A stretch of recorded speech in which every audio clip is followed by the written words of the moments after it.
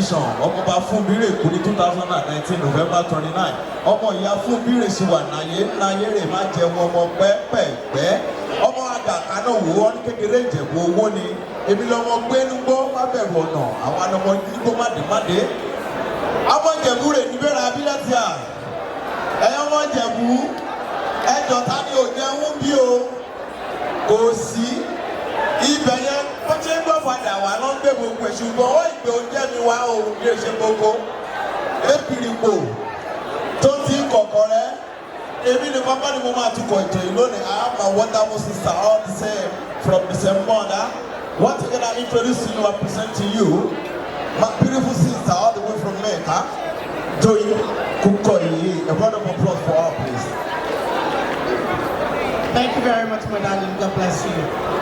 It's an amazing evening, ladies and gentlemen. We want to really welcome you all.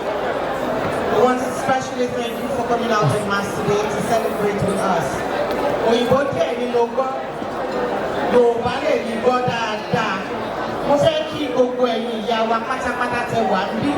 Gbogbo ẹ̀yin bàbá pátápátá gbogbo orí adé tó wà níkàlẹ̀. Mo kí gbogbo wa pátá ẹgbẹ́ ẹ ṣé. Ẹ kú òdìdé, ẹ kú àtàárọ̀, a kú sùúrù, lágbára lọ́wọ́ Ọlọ́run gbogbo wa náà la máa ṣeré lè fọmọ. Àwọn èèyàn òòṣà ni wọ́n jẹun. Onílé ìtàbẹ́ ṣe èyí nígbà tí iṣu ọmọ bá máa jiná fún wa jẹ, wọn ò ní fi èmi àti wọn ò ní fi wá ṣàwátì. Àádára ọjọ́ báyìí sọ́nà, àádẹ́wà lórí ìjókòó láti ṣe ẹ̀tọ́ wa gẹ́gẹ́ bí ìyá àti gẹ́gẹ́ bí bàbá. Mo fẹ́ kí gbogbo àwọn bàbá mi pátápátá tí wọ́n wà níbí. We all are very important men and women.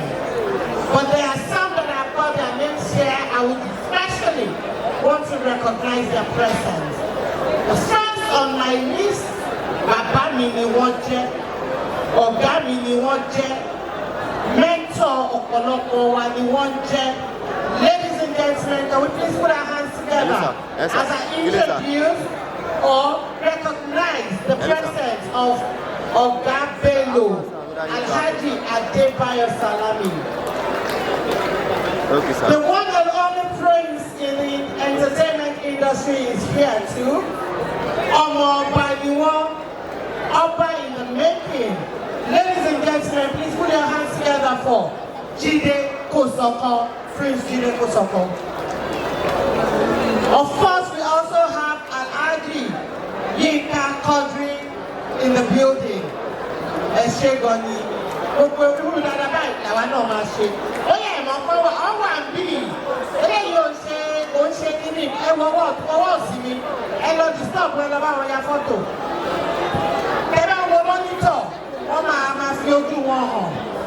Ladies and gentlemen, Yomi Fashlanso is in the building. Ladies and gentlemen, Ageshikole, the only entitled thief, Femi Adebayo Salami is in the building. Ladies and gentlemen, Murphy Afolabi is here.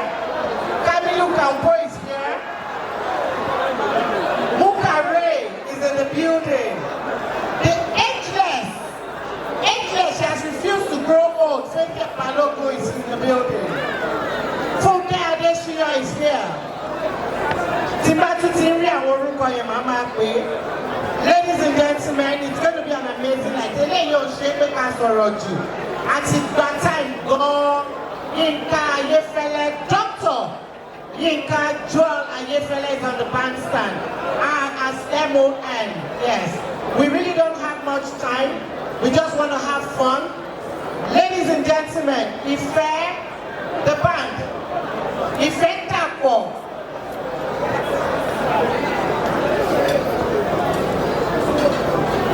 Ladies and gentlemen, before I call on Ife Tapo, I would like to introduce the vintage band to perform for the crew. That is with the request of the crew. It's going to be an amazing night, ladies and gentlemen. Thank you very much. God bless you. 10 minutes, vintage band. Just for 10 minutes, then we'll continue with the program. Thank you.